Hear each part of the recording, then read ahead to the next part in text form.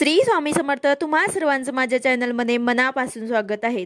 तर बघा, आता सुरू आहे श्रावण महिना। हा श्रावण महिना संपण्या अगोदर आपल्याला हे फूल जर कुठे जर दिसले तर ते अजिबात सोडू नका।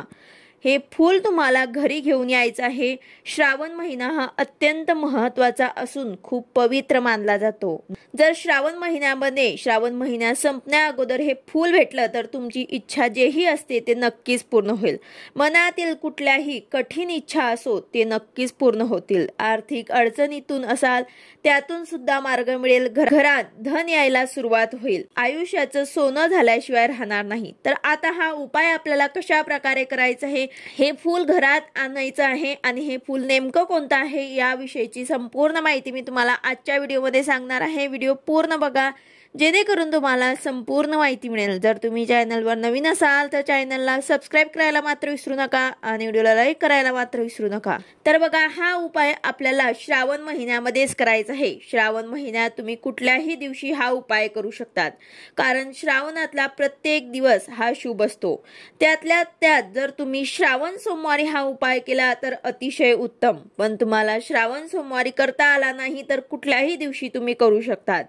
जर तुमच्या आयुष्यात आर्थिक अडचणी, पैशांची प्रॉब्लेम असेल, कष्ट करूनही पैसा येतो पण तो टिकत नाही, मेहनतीला म्हणावं तसं यश मिळत नाही, कुठल्याही क्षेत्रात प्रगती होत नाही, पैसा घरात स्थिर राहत नाही, घरात आजारपण वाढलेला आहे, आजारपणामध्ये पैसा जातो, कर्ज झालेला आहे, तर यातून सर्व समस्यातून तुम्हाला मार्ग मिळेल।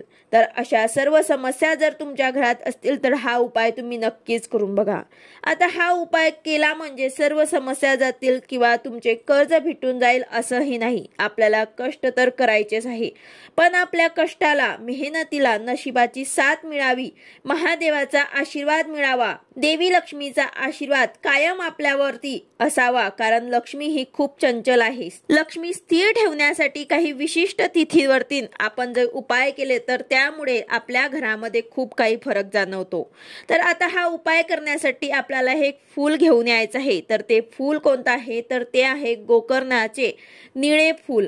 वास्तुनुसार या गोकर्णाच्या फुलाला अतिशय महत्त्व आहे। हे सुख समृद्धीचे प्रतीक मानलं जातं। गोकर्ण फुलाचा उपयोग महादेव, विष्णू, शनिदेव, देवी लक्ष्मी, दुर्गा देवीच्या पूजेत केला जातो। गोकर्ण फुलाचे अनेक फायदे शास्त्रात सुद्धा सांगितले आहेत। घरामध्ये गोकर्णाचे वेल लावल्याने घरात सकारात्मक ऊर्जा संचारते। गोकर्णीमुळे माता लक्ष्मी प्रसन्न होते आणि कुटुंबामध्ये सुख समृद्धी नांदते। शिवाय गोकर्णाचे फुलाने शनिदेवाचा कोप सुद्धा शांत राहतो आणि घरातील सदस्यांचे मन स्थिर राहते।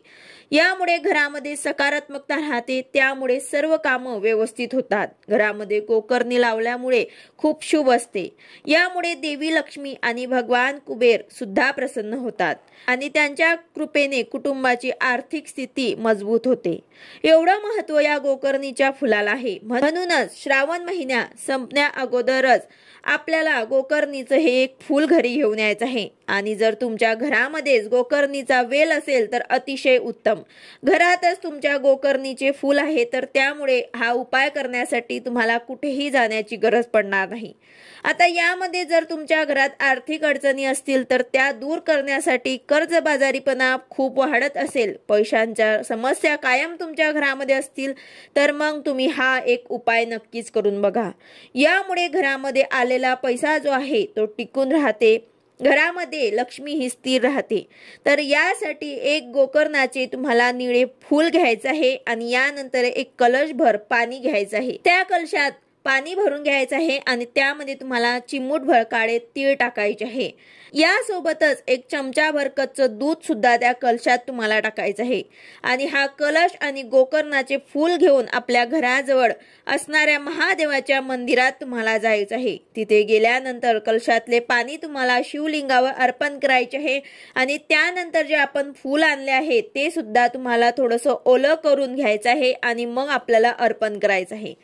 तसेच मंदिरात बसूनच तुम्हाला एक सेवा सुद्धा करायची आहे। घरातील आर्थिक अडचणी, कर्जबाजारीपणा, ज्या समस्या असतील ते तुम्हाला भगवान शंकराला सांगून त्यांना प्रार्थना करायची आहे आणि महादेवाच्या अत्यंत प्रिय मंत्र म्हणजेच महामृत्युंजय मंत्राचा तुम्हाला जप करायचा आहे। शक्य असेल तर तुम्हाला 108 वेळा करायचा आहे किंवा मग 16 वेळा केला तरी सुद्धा चालेल।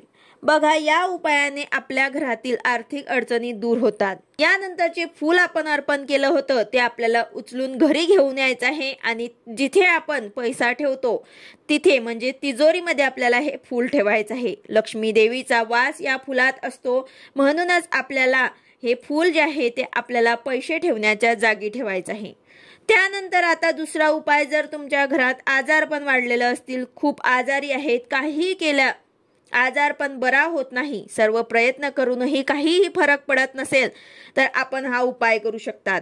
याचा फायदा तुम्हाला नक्कीच मिळेल. महादेवाचा आशीर्वाद मिळाला तर आजारपण सुद्धा दूर होऊ शकते. त्याच वेळा दवाखाना करूनही गुण येत नाही तर आपण देवाकडे जातो, देवांची पूजा अर्चना करतो, उपाय करत असतो आणि आपण श्रावण महिन्यात जर हा उपाय केला तर त्याचा नक्कीच आपल्याला अनुभव येईल. तर असेच आपल्याला निळ्या कलरचे फूल घ्यायचे आहे. गोकर्णाचे फूल आपल्याला निळ्या कलरचे घेऊन एक कलशभर पाणी घेऊन परत आपल्याला मंदिरात जायचं आहे आणि हा उपाय आपल्याला आजारी व्यक्तीने जर केला तर अतिशय उत्तम, किंवा मग त्यांच्या वतीने घरातल्या कुटुंबातील कोणीही सदस्याने केला तरी सुद्धा चालेल. तर आपल्याला एक कलश भरून पाणी घेऊन जायचं आहे आणि एक फूल आपल्याला घेऊन जायचं आहे आणि तसंच आपल्याला शिवलिंगावर ते पाणी जे आहे, एक कलशभर पाणी जे आहे ते अर्पण करायचं आहे. नंतर गोकर्णाचे फूल सुद्धा आपल्याला अर्पण करायचे आहे आणि तिथेच बसून आपल्याला ओम नमः शिवाय या मंत्राचा 108 वेळा किंवा मग 16 वेळा जप करायचा आहे. जर आजारी व्यक्ती असेल तर त्यांनी सुद्धा हा जप करायचा आहे. त्यानंतर हे फूल सुद्धा आपल्याला उचलून घरी आणायचं आहे आणि किचन मध्ये स्वयंपाकघरात ईशान्य कोपऱ्यात पांढऱ्या रंगाच्या कपड्यामध्ये हे गोकर्णाचे फूल आपल्याला बांधून ठेवायचे आहे.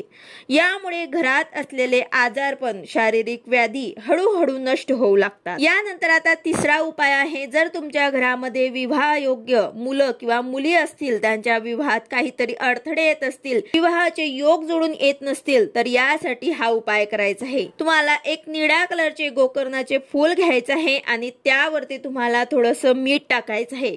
साधे टाकले तरी सुद्धा चालेल किंवा मग खडे मीठ टाकले तरी सुद्धा चालेल.